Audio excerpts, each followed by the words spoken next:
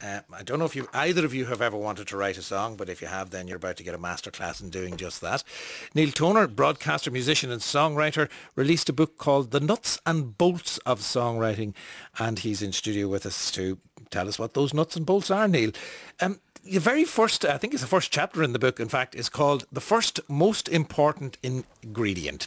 What is the first and the most important ingredient in writing a song, Niall, would you say? Well, I believe it is to be a good listener in the in the first place. A lot of people, songwriters in particular, are scared of listening to other people's music because they feel that they're going to hear ideas, or maybe they're going to end up stealing somebody else's creative work. But I believe the opposite is true. That if you don't know what a really good song is, then how can you attempt to write one? So I advise people of all ages to listen to the greats like the Beatles, Lennon McCartney, Jagger and Richards, any of Bob Dylan, any of the great songwriters. And this is listening not to emulate or to copy. I presume you're talking about listening in a specific, very different, particular type of way. Well, to know what a good song is. I think one of the great tests, somebody once said to me that if you see a guy, maybe late night in a bar, leaning against the end of the bar, singing a song, and there's no accompaniment, there's no fancy recording, he may not even be a great singer, but the song, if the song is a really good song, stands up on its own without all these things. And I think that's the essence of a really good song.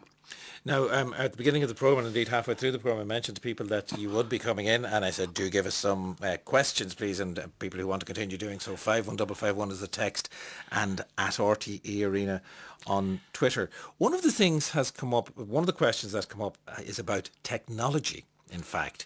And somebody has mentioned here, will Niall recommend a writing software? Now, he says don't let them say no, but if you explain where you stand on the cassette player, I think you'll probably answer that question. Well, technologically, I'm not against any kind of modern development. And in fact, there are some websites that advise on songwriting and in fact point towards the way to do it. You'll find them just by going on Google. If you go, how do I write a song? There are several will come up. Some of them are commercially based, so they'll want to charge a fee, and I'm suspicious of that when I see that happening, because the information is out there for anyone anyone who cares to listen. I mean, in the case of the book is what, €12 worth. It doesn't cost a fortune to access the basic nuts and bolts. But in terms of, say, technical software for arranging and stuff like that, would you get involved at that level, or would you leave that to a producer?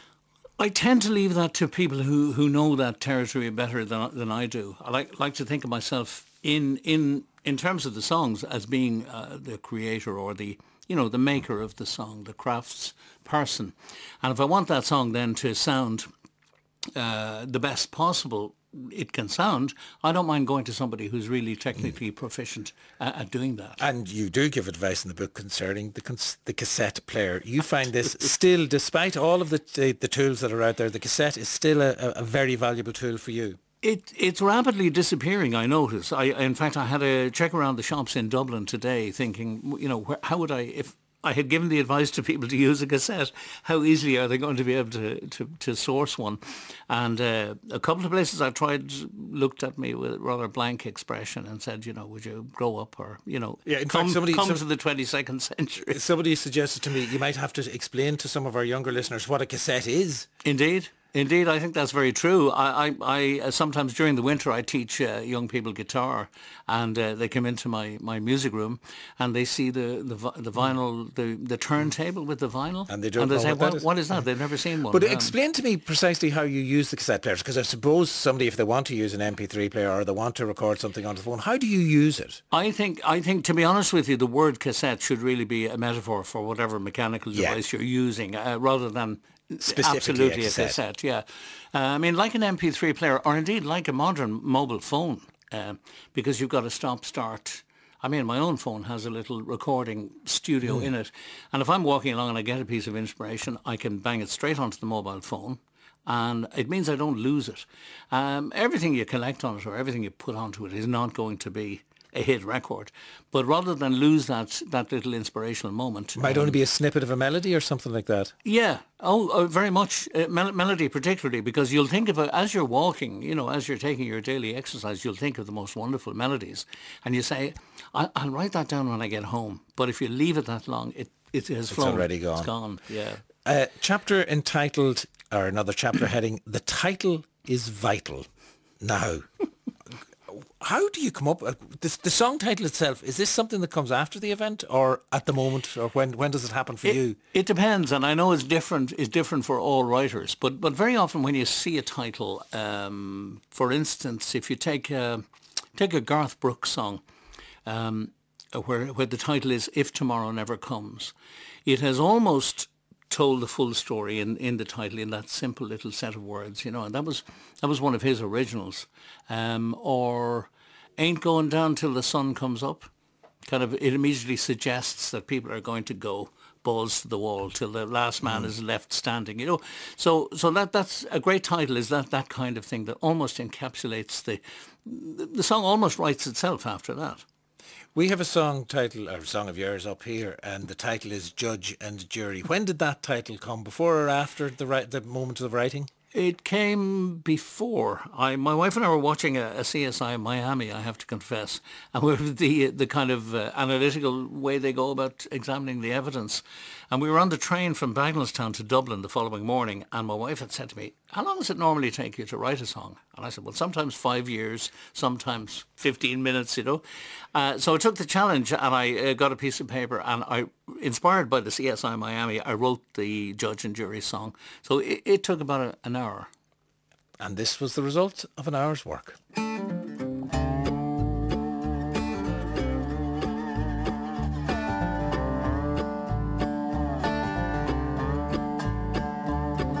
The sheriff said the time of death was 16 after 4. They found her body lying there when they broke down her door. They also found some fingerprints and a weapon on the floor. Now I'm standing in the dock before the jury. I was nowhere near the crime scene. I was many miles away, in the arms of a lover whose name I can't betray. She's the wife of the judge, and she led me astray. Now the jury is going to find me guilty.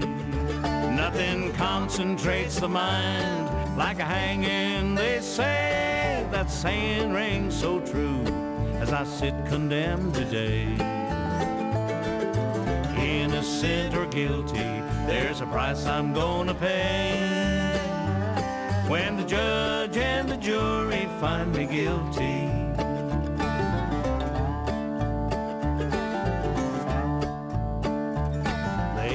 The opening verses there of Niall Toner's song "Judge and Jury," and as we were listening to that, Niall, you were explaining to me, in fact, because I was saying, this was on the train, so what did you do? Were you singing it into the phone, or what were you actually doing on the train to write down that song? I think the first thing that prompted me to go at it was the rhythm of the train, which is a kind of so it was going to be an up-tempo approach, and I just wrote down.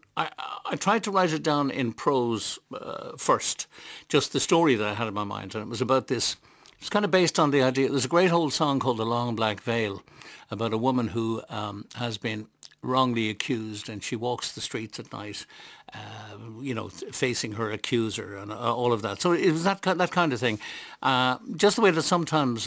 In this case, I wrote a fictional story about the guy who was up in front of the judge, and he blames the judge's wife on having led him astray. But he can't say who it is, so he goes on to pay the penalty. Pays the penalty for that. Oh, and the melody then, when did that come? Was that later when you got home, or what happened? It was about the same time. I didn't get to express it till I got home and grabbed the guitar and said, "This is the way I think it should go."